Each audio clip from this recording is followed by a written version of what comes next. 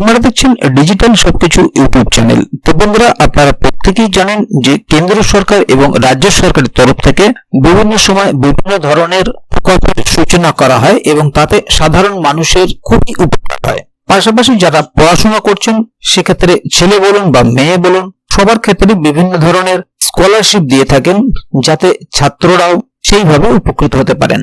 তো এবারে সরকারের পক্ষ থেকে মেয়েদের পড়াশোনা করার জন্য 25,000 টাকা করে দেবে সরকার। তো কোন কোন মেয়েরা পাবেন এবং কবে থেকে এই টাকা ঢুকবে সেই বিষয় নিয়ে আজকের ভিডিওতে আলোচনা করব।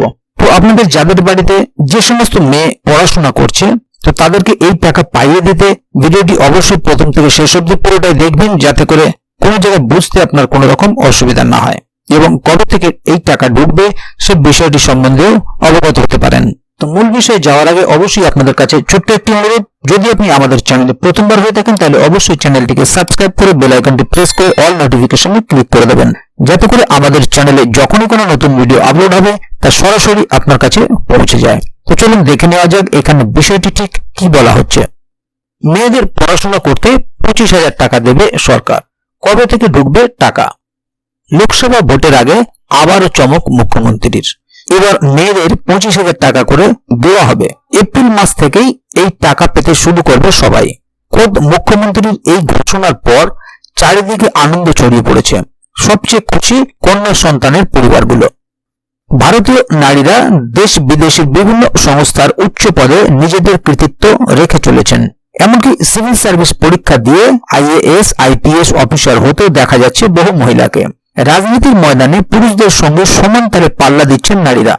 বাংলার মুখ্যমন্ত্রী মমতা বন্দ্যোপাধ্যায় কোনো অংশেই দেশের পুরুষ রাজনীতিবিদদের থেকে পিছিয়ে নেই, বরং বেশিরভাগের থেকেই তিনি অভিজ্ঞতা ও যোগ্যতায় এগিয়ে আছেন। কিন্তু এটা যদি মুদ্রার এক পিঠ হয়, তবে অন্য পিঠে আজও মেয়েদের প্রতি বঞ্চনা অবহেলার ঘটনাক্রম লুকিয়ে আছে। এই অবস্থা বদলাতে দরকার নারীদের ক্ষমতায়ন। তার জন্য শিশুকন্যা থেকে এক পূর্ণাঙ্গ নারী হয়ে ওঠার পথে যাতে কোনো রকম বাধা বিপত্তির মুখে পড়তে না হয়, তাই একের পর এক প্রকল্প নিয়ে আসছে কেন্দ্র ও রাজ্য সরকারগুলি। বাংলায় মেয়েদের জন্য কন্যাশ্রী নামে এমন এক প্রকল্প আগে থেকেই ছিল, তবে এই যে নতুন প্রকল্পের কথা বলা হচ্ছে এর সুবিধা বাংলার বাসিন্দারা পাবে না, কারণ উত্তরপ্রদেশ সরকার সেই রাজ্যের মেয়েদের জন্য চালু করেছে মুখ্যমন্ত্রী কন্যা সুমঙ্গল যোজনা। এই প্রকল্পের মাধ্যমে উত্তরপ্রদেশ সরকার কন্যা সন্তানের জন্ম থেকে তার স্নাতক হওয়া পর্যন্ত ধাপে ধাপে মোট 25,000 টাকা দেবে। সুমঙ্গল যোজনার অর্থ একসঙ্গে পাওয়া যাবে না। কন্যা সন্তান পড়াশোনা করে একের পর এক ক্লাসে উঠবে আর সেই অনুযায়ী বিভিন্ন কিস্তিতে তার নামে খোলা অ্যাকাউন্টে টাকা জমা হতে থাকবে। উল্লেখ্য, এই প্রকল্পটি 2017 সালে চালু করেন উত্তরপ্রদেশের মুখ্যমন্ত্রী যোগী আদিত্যনাথ। তবে তখন 15,000 টাকা করে দেওয়া হতো। সম্প্রতি সেই অর্থের পরিমাণ আরো 10,000 বাড়িয়ে 25,000 টাকা করা হয়েছে। আগামী এপ্রিল মাস থেকেই এই বর্ধিত অর্থ সে রাজ্যের মেয়েদের ব্যাংক অ্যাকাউন্টে ঢুকতে শুরু করবে।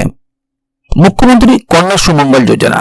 শিশুকন্যার বয়স 1 বছর হলে 2,000 টাকা দেবে সরকার। শিশুকন্যা প্রথম শ্রেণীতে ভর্তি হলে পাওয়া যাবে 3,000 টাকা। ষষ্ঠ শ্রেণীতে উঠলে আবারও 3,000 টাকা দেবে সরকার। নবম শ্রেণীতে উঠলে পাওয়া যাবে 5,000 টাকা। দ্বাদশ শ্রেণী উত্তীর্ণ হয়ে কন্যা সন্তান কলেজে ভর্তি হলে সরকার দেবে 7,000 টাকা। 18 বয়স পূর্ণ হওয়ার পর বাকি 5,000 টাকা দেবে উত্তরপ্রদেশ সরকার। সুমঙ্গল যোজনার সুবিধা কারা পাবে?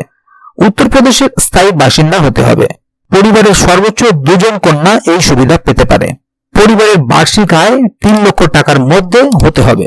সুমঙ্গল যোজনায় নাম নথিভুক্ত করার জন্য উত্তরপ্রদেশের বাসিন্দাদের www.sky.up.gov.in এই ওয়েবসাইটে গিয়ে অনলাইনে আবেদন করতে হবে।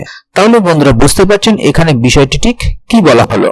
মুখ্যমন্ত্রী কন্যা সুমঙ্গল যোজনা যেখানে আগে 15,000 টাকা করে দেওয়া হতো, এখন তাতে আরো 10,000 টাকা বাড়িয়ে মোট 25,000 টাকা করা হয়েছে। তো মুখ্যমন্ত্রী কন্যা সুমঙ্গল যোজনা এটি উত্তরপ্রদেশের প্রকল্প এবং পশ্চিমবঙ্গে এই ধরনেরই আরো একটি প্রকল্প রয়েছে কন্যাশ্রী প্রকল্প।